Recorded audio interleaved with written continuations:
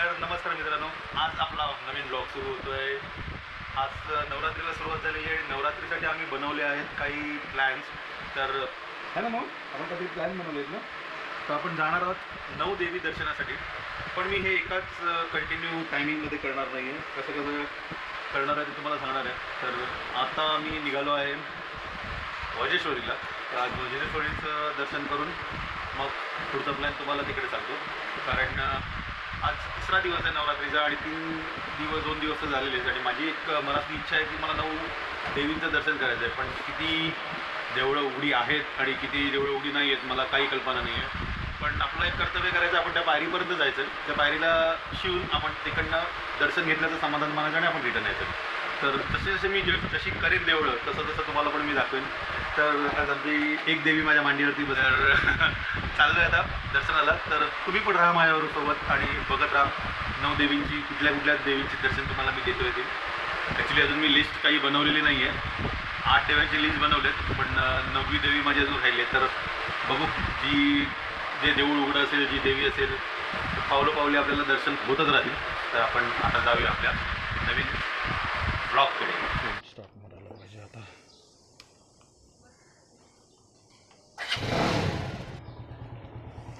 तर ब्लॉगची सुरुवात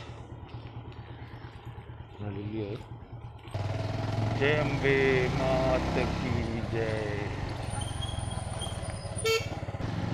तर आपण आता निघालो आहे वज्रेश्वरीकडे आणि वज्रेश्वरीकडे जाताना रस्त्यामध्ये तुम्हाला जसं काही मला दाखवता येईल तसं दाखवणार आहे।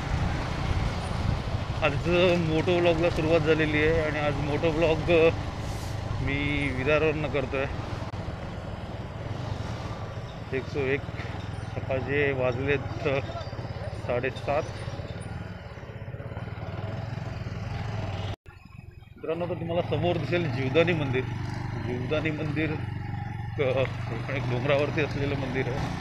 ह्याचा ॲक्च्युली मला याचा एक सेपरेट ब्लॉग करायचा होता, पण तो थोडा काही कारणास्तव पॉसिबल झाला नाही। जरी नाही उघडलं तरी पण मी जाण्याचा 2 ट्रॅक झाले।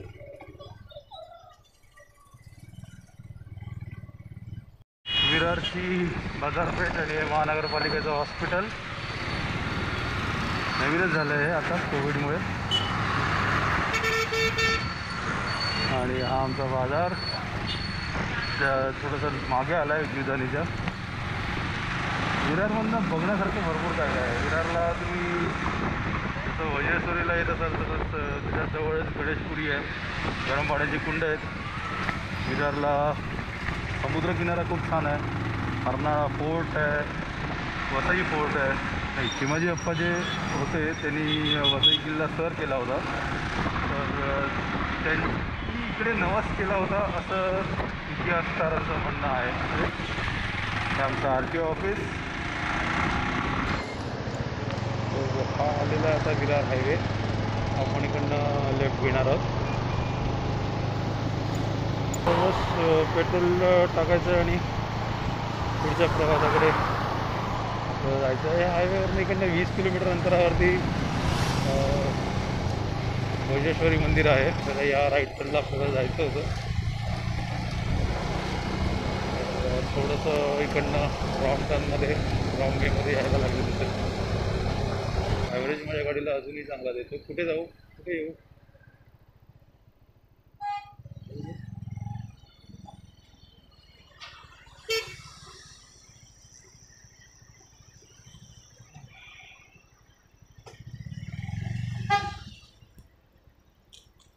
पेट्रोल भरायची माझी पद्धत पण वेगळी आहे।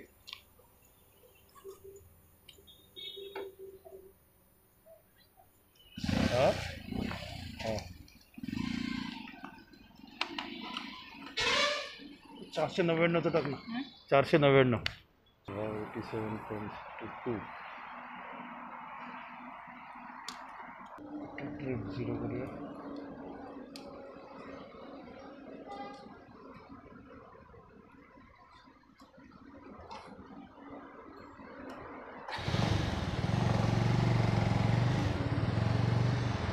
मीटर ट्रिप 0 केलेलं आहे। आता उलट्या साईडने परत मागे जाऊ। येस.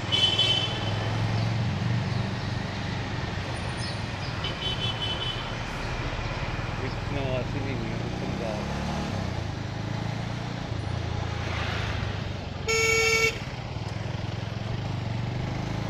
गणेशपुरी 15, वजेश्वरी 16, आंबाडी 23.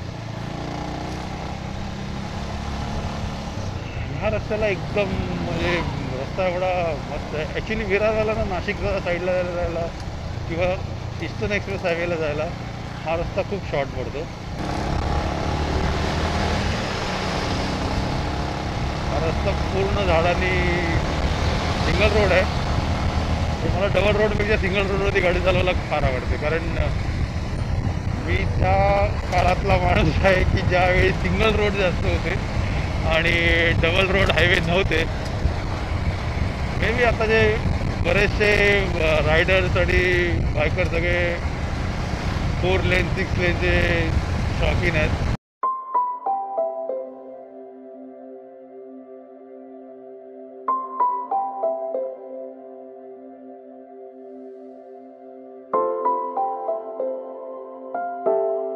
खूप सिनेमॅटिक असे शॉर्ट्स माझ्यासमोर येतात.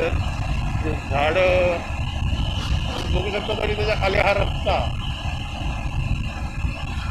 असं लोक. मित्रांनो काही अंतरावरती जसा पोहोचू मंदिराकडे. आपण वज्रेश्वरीमध्ये एंटर झालेलो आहोत. उघडे का मंदिर पण?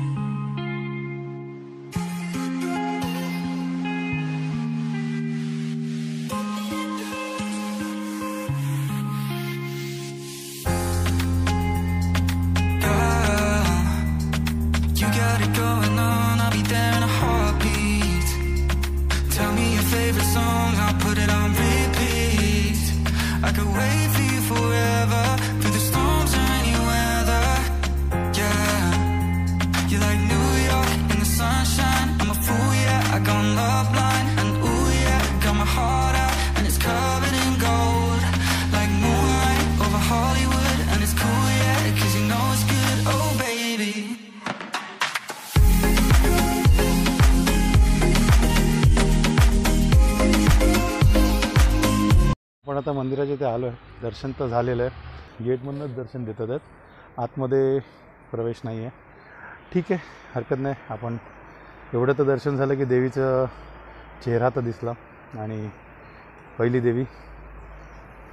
यात्रा देवी यात्रा सुरू झालेली आहे आणि खूप मनाचं समाधान वाटतं असं की येऊन लॉस नाही झाला, म्हणजे दर्शन नाही मिळालं असं नाही झालं. दर्शन मिळालं.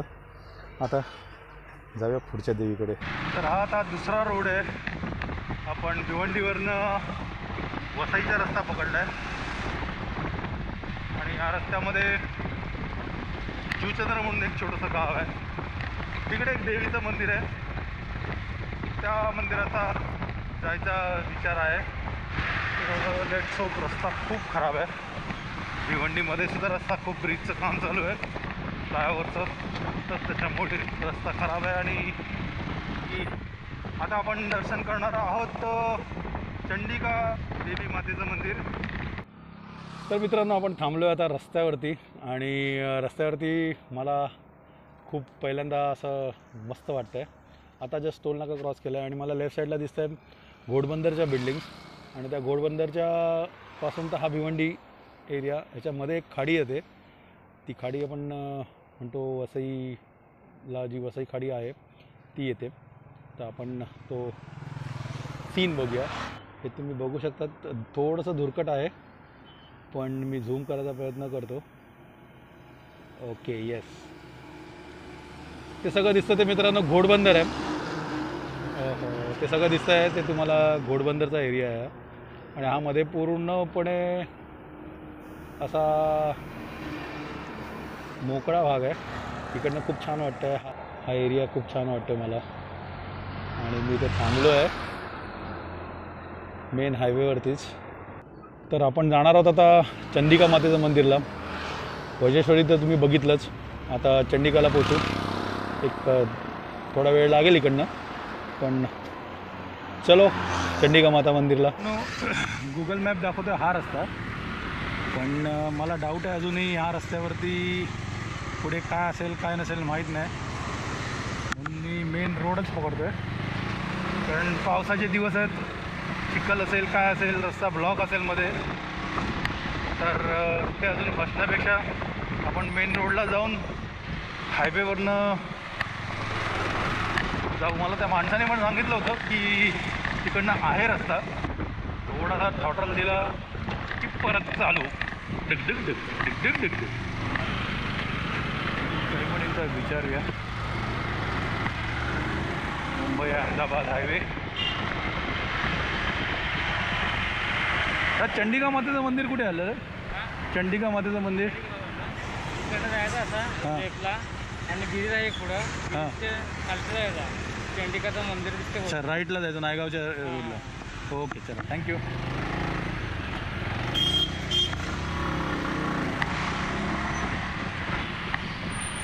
बापणे बीट चौकी.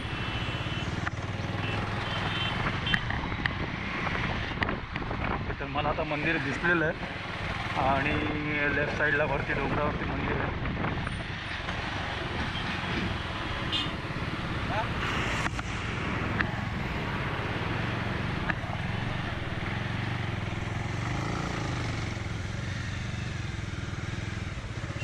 सोडतात का जातात? मंदिराचा परिसर तर एकदमच सुंदर आहे.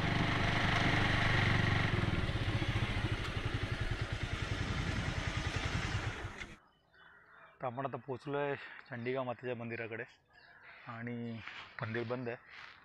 बंद म्हणजे कोरोनाच्या प्रभावामुळे मंदिर कंप्लीट शटडाऊन आहे, पण तरी पण इथे पूजा वगैरे करतात पुजारी वगैरे. आणि बस आपल्याला बाहेरूनच दर्शन आहे. आपण या पायरीचं दर्शन घेतलं तेच आपल्यासाठी सुंदर असं भव्य असं म्हणायचं.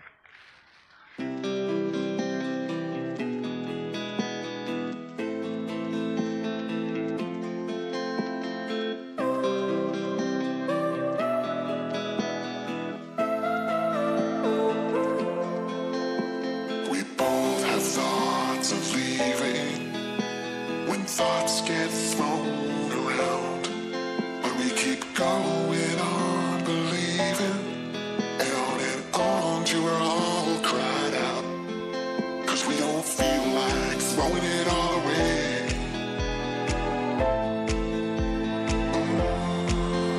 We don't feel like it.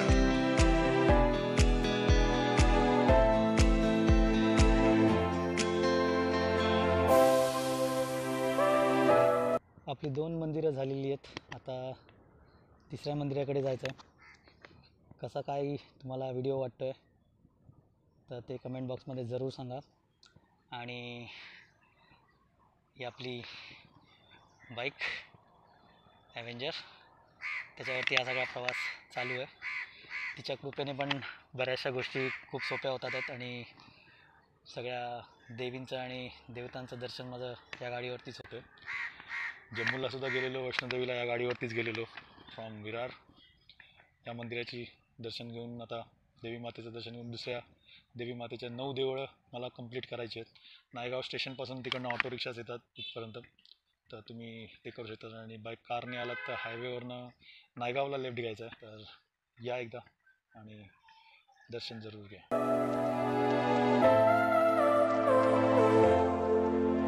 This time it's not about escape.